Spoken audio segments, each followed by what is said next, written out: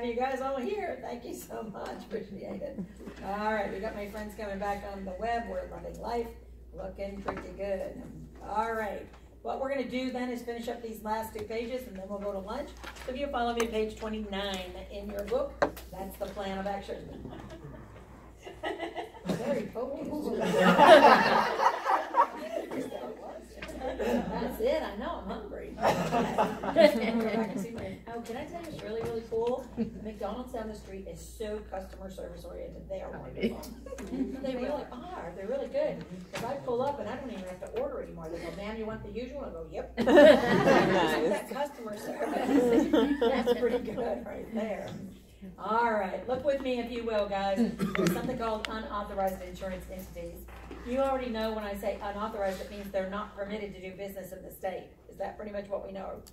Well, I need to better tell you that before I get started, I need to kind of set the stage. Many years ago, before I was one, yeah, about that. I want you to know that, yes, guys, the state has always regulated the insurance industry.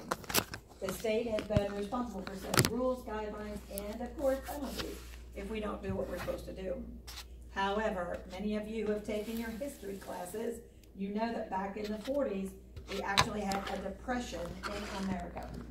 What that means is obviously there were not only businesses, but people who now lost everything.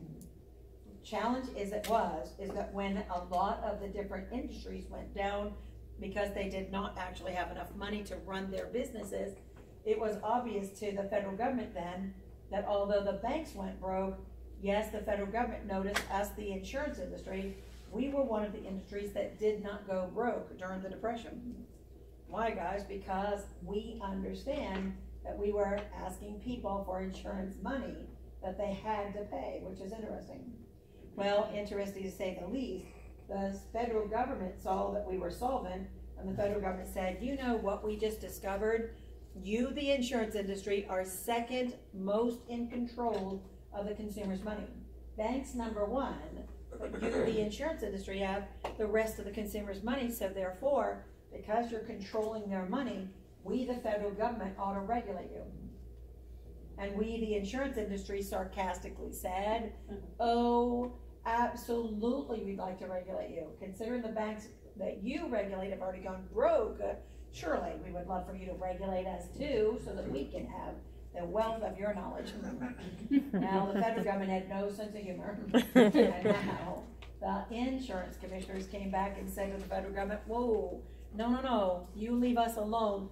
We're making sure that the insurance companies are solvent. So leave us alone. We are doing a good job. Well, every state had their own insurance commissioner regulating that state guidelines and those state laws.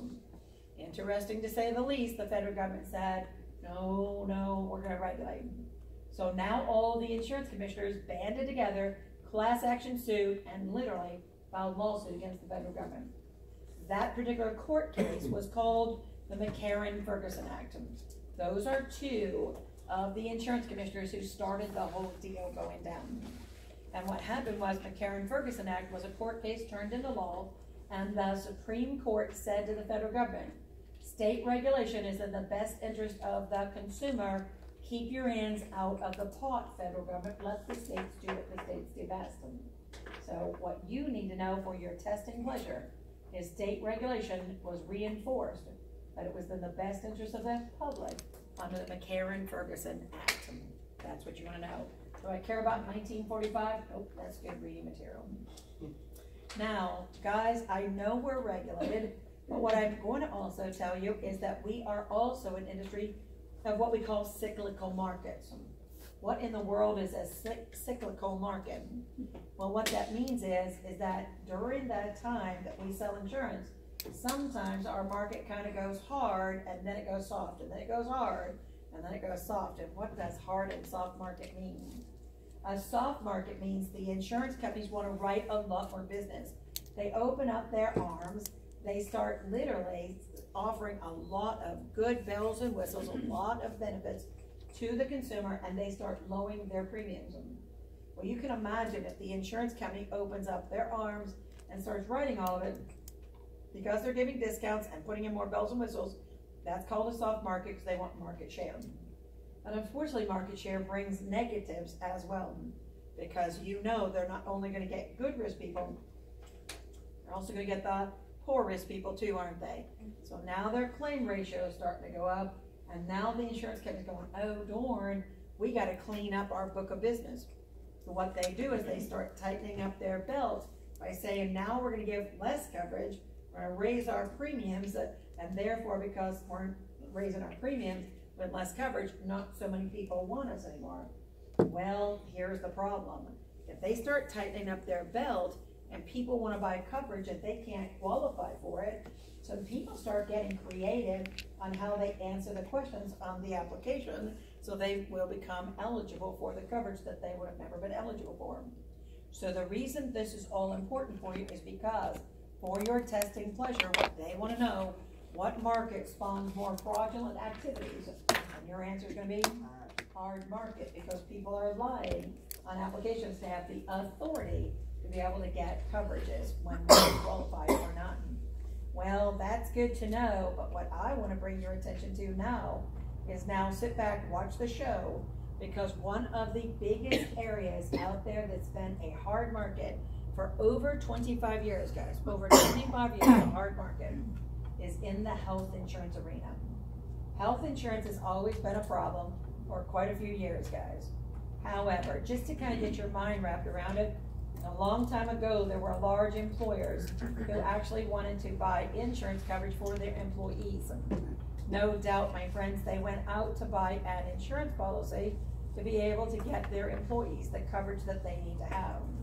Well, if they were going to get the insurance policy, now they went to the insurance companies and said, insurance companies, you know what we're thinking is, because we're really, really large employers and we've got like thousands of employees, we're one of your big clients, so you ought to give us a discount and throw in some more bells and whistles into that particular policy so that we can see that you would love our business. The insurance companies came back and said, there's no way we can, because if we start showing favoritism to you, the state's going to beat us up for showing favoritism. The large employer said, that's not favoritism, it's economics. They said, what? No, it's economics, really. Let me tell you why. Because your insurance agent is talking to our human resources department, and now our human resources department is talking to all those thousands of employees. So I'm paying a person to do what your agent should be doing, and they're not doing it. So you should give us a discount because I'm already helping you out. Said, I'm not sure the state will buy into it because we're regulated by the state. They said, well, check it out. So now the insurance companies go to the state government, and they obviously said, let me tell you what the large employers want to do. Can we do that? At which time, oh yes, they came back and said, just like the large employers expected, the state said everything's economics. So if you want to give them a discount, give them a discount. It's not our problem. Just make sure you do it equally across the board. Well, that bit bopped along for a little while, and then in 1973, guys and gals, we had again a depression in 1973. Reason that's important is because now a lot of these large employers were saying, oh darn, we're not getting the return on our profit to the level we should, so we've got to start figuring out where are we going to cut expenses. That's what we need to do. So in the meantime, when we're looking at those large employers, some of the large employers saw insurance was quite a cost expensive to them, so they started thinking, you know what? We, the large employers, are hiring younger people. Younger people don't need health insurance to the degree that the older people need it. So because of that particular reason, oh yes, now what's going to happen is we might as well, let's just do this. Let's just be self-funded. That's what we'll do. We won't send the money to the insurance companies. We'll put the premium dollars in a pot. And if our employees ever need anything, we'll pull money out and pay their medical. Isn't that a great idea? Unfortunately, guys, it really became quite a problem because those large employers didn't know how much money to put in that pot. They didn't know how to do that study for a law of large numbers like we do. And a lot of employers around the .com, everybody remember that phase of .coms in the late 80s? You remember that? When they all went broke? There were employees that had got medical treatment, and now because their employer went broke, They were expecting the employer to pay their medical bills, but now they're broke. Now that employee who doesn't even have a job now is responsible for their own medical. Well, they came back quickly and said, the state said, we need to regulate these particular employers who are doing this self-funded program. And the federal government said, oh, no, no, no, not so fast, not so fast. That McCarran-Ferguson law said we can't do insurance as a federal government. But hold on, states, wait a minute, no, no, no. You keep your hands out of it because that is an employee benefit, not insurance. Because it's an employee benefit, we, the federal government, already have an employee benefit law that will address that specific issue. And that's called ERISA. We, the federal government, are going to regulate the self-funded programs. Well, that was great, guys, but unfortunately what happened is now all of this was evolving around the big businesses. And then what happened is a lot of small businesses started coming to the insurance companies too and saying, you know that deal you're giving to the big business? We want to have that same deal too, you know, like give them a lot of benefits for less premium. That would be pretty good. The insurance companies came back and said, no, that's not going to happen, small business, because you only have 10 or 15 or 20 different employees, and we still have to do all the work, and there's just no way. You know, we're only doing it for them because of their purchasing power. Well, as soon as the small businesses heard purchasing power, they said, we'll solve that problem then. Yeah, we will. But we're going to go out together, and we, the small businesses, are actually going to join the collective group of all these small businesses. We're going to create an organization to get that purchasing power.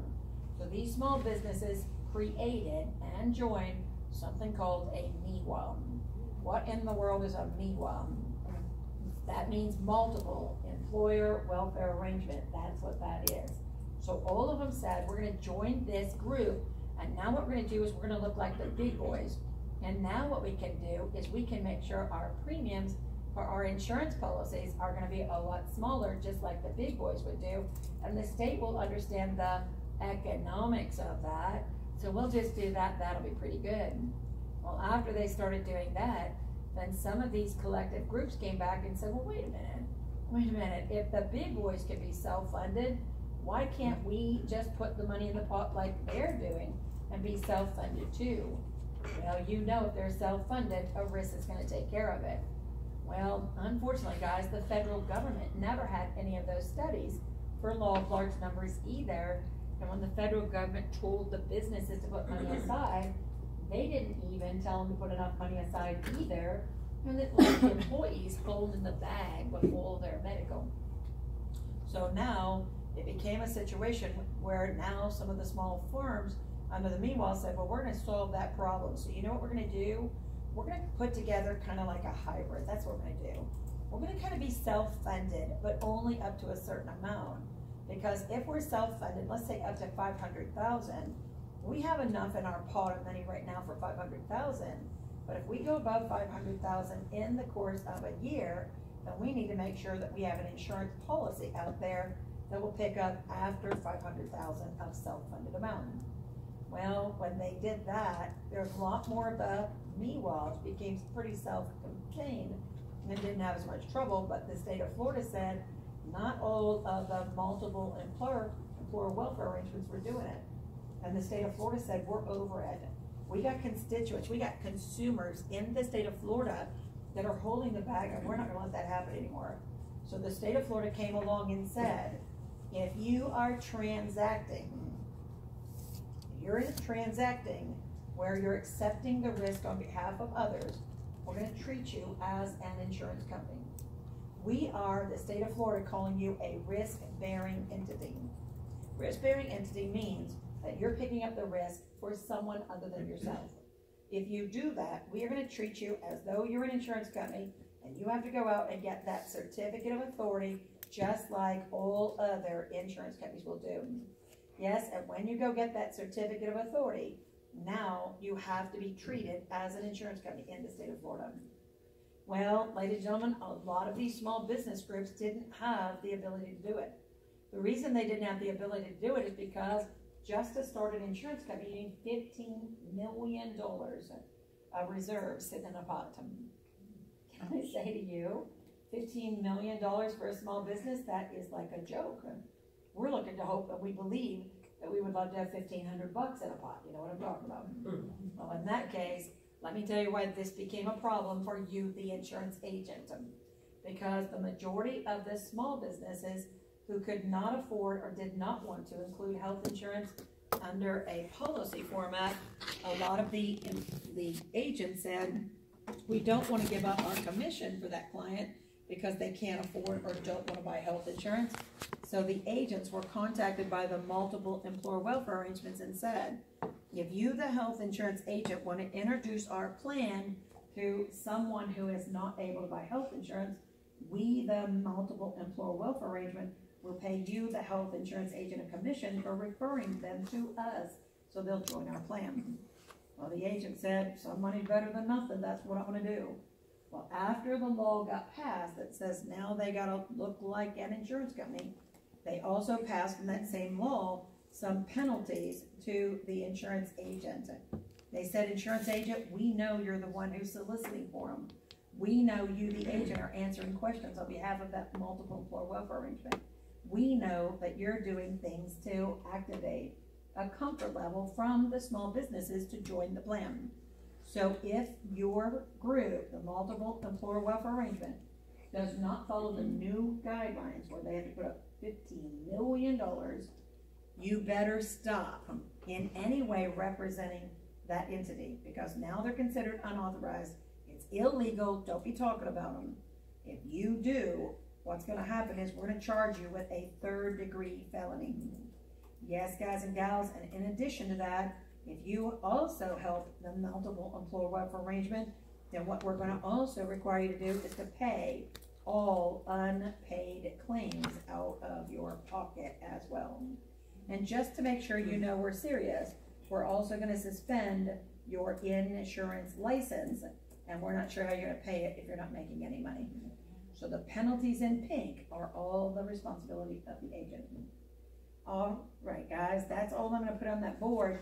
But the reason I went through that exercise with you is because if you didn't see the roadmap, you wouldn't be able to understand those last 2 pages that were right there. So let me take a moment of your time and now take all this information and go back and highlight in your book the items of interest and or concern for your prayer session or your street exam.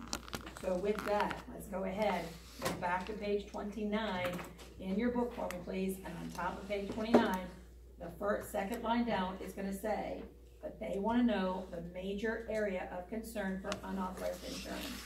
Unauthorized is health insurance, guys and gals, because we know health insurance is hard to find, it's also expensive, and it also has some different guidelines. So that's the biggest area of concern. That's not the only area, it's just the longevity of it and the cost of it becomes the reason why we're doing that. In the meantime, let me tell you that I told you that now, yes, guys and gals, ERISA is a federal law for employee benefits. You know that every time you have a law, there's going to be a governmental body that has to oversee and enforce that law. If I'm looking at the federal basis, because it's an employee benefit, it is the Department of Labor who's going to oversee the federal guidelines is what's going to happen there. In the meantime, though, we, the state, came back and said we're still not warm and fuzzy because we have some regulatory concern because those unauthorized companies are in our state. They said, well, what's your concern? We said, we're worried about criminal activity.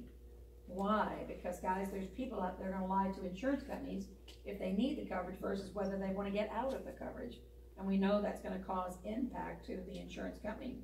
But even more importantly, if you take all of the healthy people out of the pot or out of the mix, and now you give them a self-funded program, what are we going to do with all the unhealthy people? We're not going to have enough premium coming in to take care of the unhealthy people in the insurance arena. And that's why we have Affordable Health Act today. Chuckle, chuckle, chuckle. The word affordable should be your concern.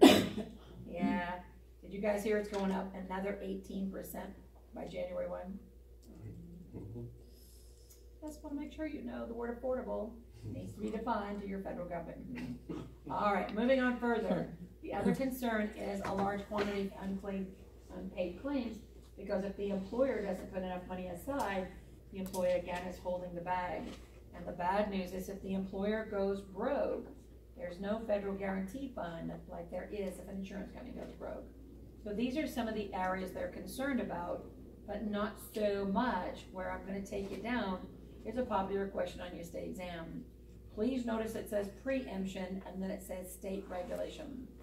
How many of you guys remember on my sheet I told you there was a hybrid there? Do you remember that hybrid where they're going to be partially self-funded and partially insurance policy? Remember that?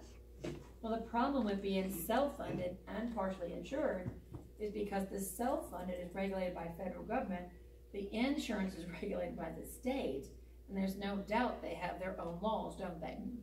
Well, if they have their own laws, is it possible they can conflict one with another? Well, that's what we're worried about, guys. So if I look over here and I say preemption, that means state regulate, I'm sorry, that means, not state regulated. When I say not state regulated, that means it's federally regulated. So if I'm saying preemption, that means the state doesn't regulate part of the plan. But then there's another part of the plan the state does regulate, so that brings conflict between federal and state laws. So your concern right down here for preemption basically said, if there's a conflict, whose laws are going to be primary? That's the whole purpose. So look on down here and notice it states that the ERISA laws supersede any state laws. Well, I'm sure you would have figured that out because the federal government is the dad, the states are the kids, and dad always wins. Is that right? That's my way of thinking it. So the federal laws are first, and the state laws come into play if there's no conflict. That's the reason. Now there's a lot more cool stuff in here that you can come back and learn in a different class, but look down where it says Deemer Clause. Because if I'm looking at Deemer Clause, here's what the states were worried about. There were employers out there that are self-funded, and what they said to their employees, they said to your employees, oh, here's your insurance policy that we're going to cover you for your medical. Well, this insurance commissioners came back and went, whoa, hold on. Employer, don't be calling it insurance policy because it's not. Insurance means transferring the risk to a third party. You, the employer, are not transferring the risk to a third party. You're holding that risk, and it's giving your employees a false sense of security. Don't be calling it insurance. Well, that's what they basically said, guys, under the Deemer Clause. What they want you to know is no employee benefit plan can be deemed to be insurance. That's all they're saying. Pretty cool. But 9,999,000 stars, they'll beat you up on the MEWA issue. Sometimes they'll call it MEWA, sometimes they'll call it the multiple employer welfare arrangement. But either way, guys, they want you to understand what that's all about. So because of that reason, what I'm going to ask you to do is to go ahead and remember we already talked about it being a risk-bearing entity, but I'm not worried about that.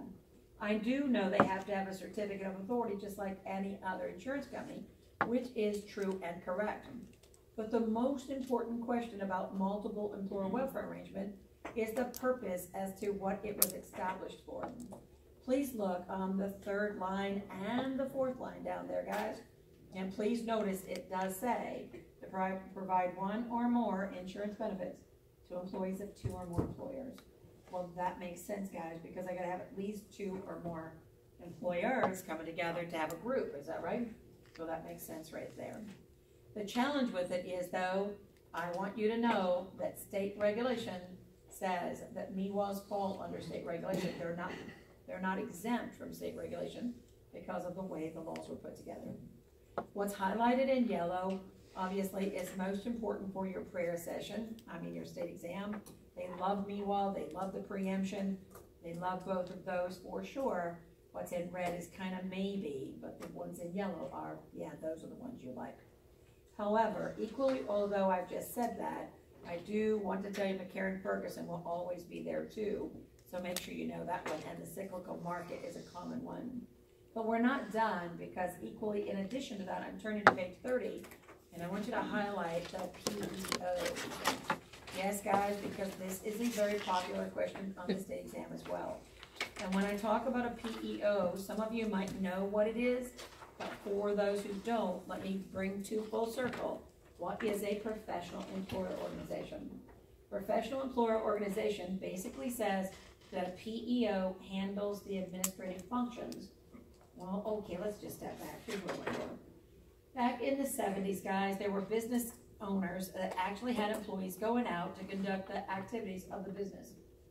Most of you are probably aware that employees think they're making all this big bucks for their employer. That's what they think. This is making all these big bucks for the employer. Well, unfortunately, employees see the money coming in the front door. They never see the expenses going out the back door. So let's call him Joe. Let's believe Joe is an employee of an air conditioning, insulation, and repair company. Joe's seeing all this money coming in. Joe's going, why am I working so hard to make that business owner rich? I mean, I ought to go into business for myself and make myself rich. That's what I should probably do. Well, Joe then decides he's going to open his own business. Unfortunately, he had no idea that he's going to spend most of his time hiring and firing employees. He's going to spend most of his time trying to market and get business in. He's going to spend most of his time trying to do payroll, employee benefits, and all the other stuff.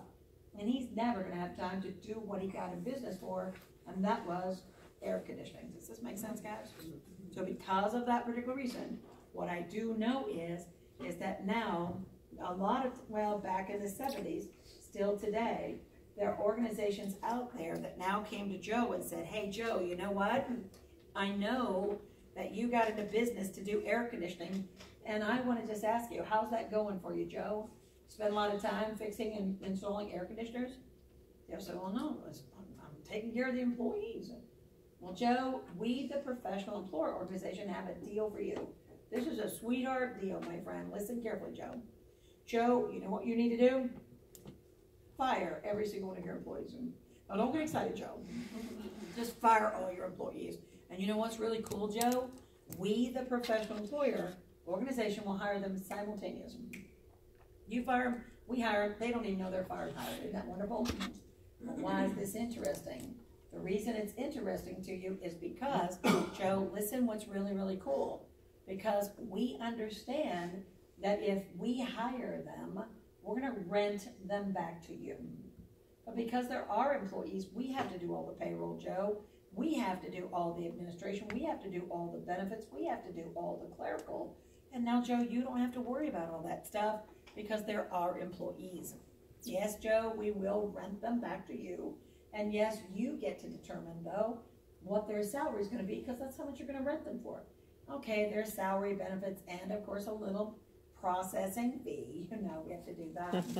And Joe says, well, I don't want people telling me how to run my business. Joe, we're not trying to help you run your business. That's not what we're not going to tell you how to do it. Joe, well, let me show you this really, really cool. If you come with us, you can be what we refer to as a worksite employer. Pretty cool, Joe. What that means is you tell us who to hire and fire because if you're not willing to rent them, we're firing them. That's what's going to happen. And oh yes, you get to decide what they do. You get to decide how much you're going to pay them. You get to decide their hours. You get to do all that stuff. We're just doing the administration work for you. And let me tell you why you want us to do that. Because, Joe, you're only a teeny little employer, and you don't have purchasing power like the big boys do.